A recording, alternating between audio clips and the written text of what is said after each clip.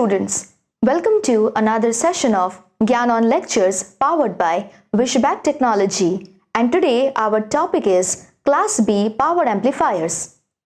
In our previous videos, we talked about power amplifier classes and Class A power amplifier.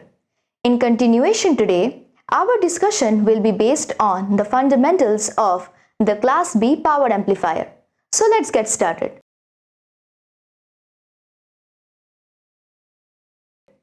This power amplifier was invented as a resolution to the performance and heating problems compared with the previous Class A amplifier.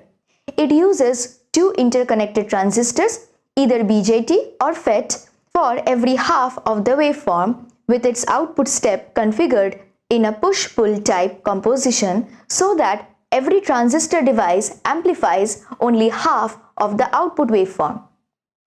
Also, there is no DC base bias current as its inactive current is zero, so the DC power is inadequate, and therefore we can say its efficiency is much higher than the Class A amplifier.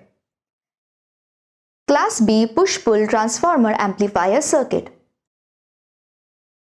The circuit diagram of a standard Class B amplifier using a balanced centered tapped input transformer is displayed. The circuit divides the incoming waveform signal into two halves, and that is 180 degree out of phase with each other. Another centered tap transformer is used on the output to recombine the two signals, fulfilling the extended power to the load. The transistors used in this amplifier circuit are both NPN transistors with their emitter terminals connected. Working principle. When there is no signal applied at the input, the transistors T1 and T2 are in a cutoff state, and therefore no collector current flows. So no power is wasted as no current is pulled from VCC. When the input signal is given, it is connected to the input transformer TR1, which divides the signal into two signals that are 180 degree out of phase with each other. These two signals are applied to the two identical transistors T1 and T2. For the positive half cycle, the base of the T1 shifts positive and collector current flows.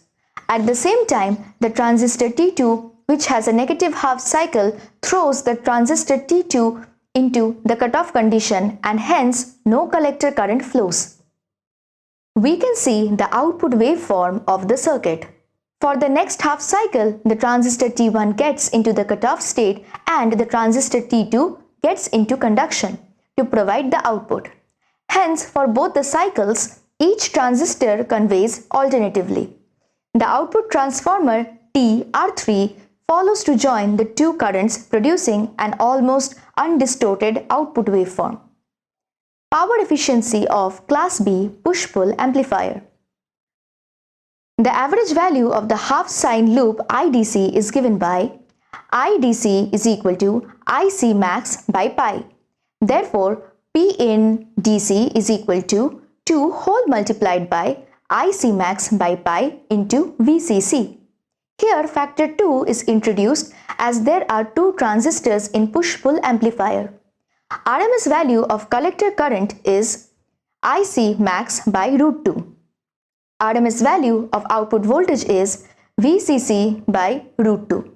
Under ideal conditions of maximum power, therefore, POAC is equal to IC max by root 2 into VCC by root 2, which is equal to IC max into VCC by 2. Now, overall maximum efficiency, eta overall is equal to POAC by PN DC, which is equal to IC max into VCC by 2 whole multiplied by pi by 2 IC max into VCC, which is equal to pi by 4, which is again equal to 0.785, which is 78.5%. The collector efficiency would be the same. Hence, the Class B push-pull amplifier improves the efficiency than the Class A push-pull amplifier. With this, we have come to an end of this lecture, and today we have learned Introduction to Class B power amplifier, construction of Class B power amplifier transformer push-pull circuit, working principle and operation of Class B power amplifier, power efficiency of Class B push-pull amplifier. We will continue our discussion in this segment in our next videos. Till then, re-watch the video if necessary and send all your queries in our forum section. Bye.